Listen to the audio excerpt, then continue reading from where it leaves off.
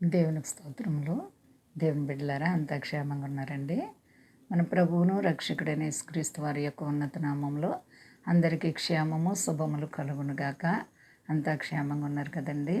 దేవాతి దేవుని యొక్క ఉన్నత ప్రేమ చేత అందరూ కూడా నెమ్మదిగా సంతోషంగా ఉండాలని నిత్యము ప్రార్థిస్తున్నాం. ఈరోజు దేవుని వాగ్దానం ద్వితీయోపదేశకాండం 28వ అధ్యాయము 8వ వచనం. నీవు చేయు ప్రయత్నములన్నిటిలోనూ నీకు దీవెన కలుగును. దేవునికి స్తోత్రం. హల్లెలూయా. ఎంత గొప్ప వాగ్దానమో చూడండి. నీవు చేసే ప్రయత్నాలన్నిటిల్లోనూ నువ్వు ఏ కార్యం తలపెట్టినా నీకు క్షేమం జరగాలంటే నీ ప్రభువైన యేసుక్రీస్తు వారు నీకు తోడుగా ఉండాలి. ఏండి ప్రయత్నములన్నిటిలోనూ కూడా మరి నీకు దీవెన కలుగుతుంది. దీవెనలు ఆశీర్వాదాలు దేవుని చేతిలో ఉన్నాయి. సాధారణంగా మానవులందరూ కూడా దీవెనల కొరకు వెతుకుతూ ఉంటారు, ఆశీర్వాదాల కొరకు వెతుకుతూ ఉంటారు, మేళ్ళు కొరకు వెతుకుతూ ఉంటాం.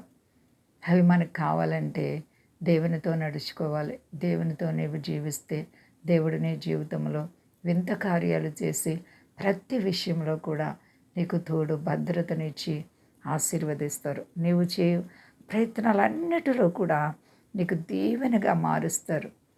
నీకు ఆశీర్వాదకరంగా అయ్యేటట్లుగా నీ ప్రభు నిన్ను వెంటాడుతూ ఉంటారు.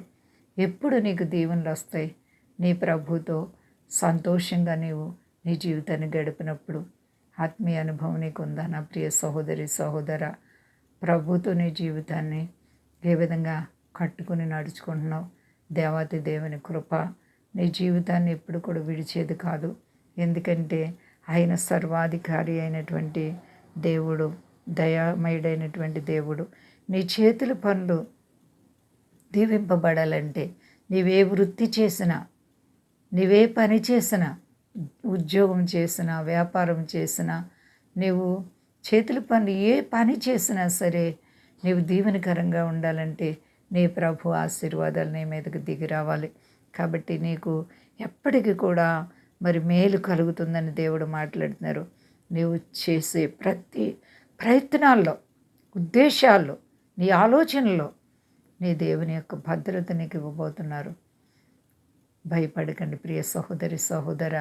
నీ ఒకవేళ కష్టాల్లో బాధలు ఉన్నవేమో, ఇరుకు ఇబ్బందులు ఉన్నవేమో, అయ్యో నాకు సహాయం చేసేవారు ఎవ్వరూ లేరు, నన్ను ఆదరించేవారు లేరు అనుకుంటున్నావేమో. కానీ నీ ప్రభు నీకు దీవెన ఇవ్వడానికి ఎదురు చూస్తున్నారు. ఎలాంటి పరిస్థితులైనా ప్రభు వారు విడిచే దేవుడు కాదు. భయపడకండి, అంతా క్షేమంగా ఉన్నారు కదండి. ప్రార్థించుకుందాం.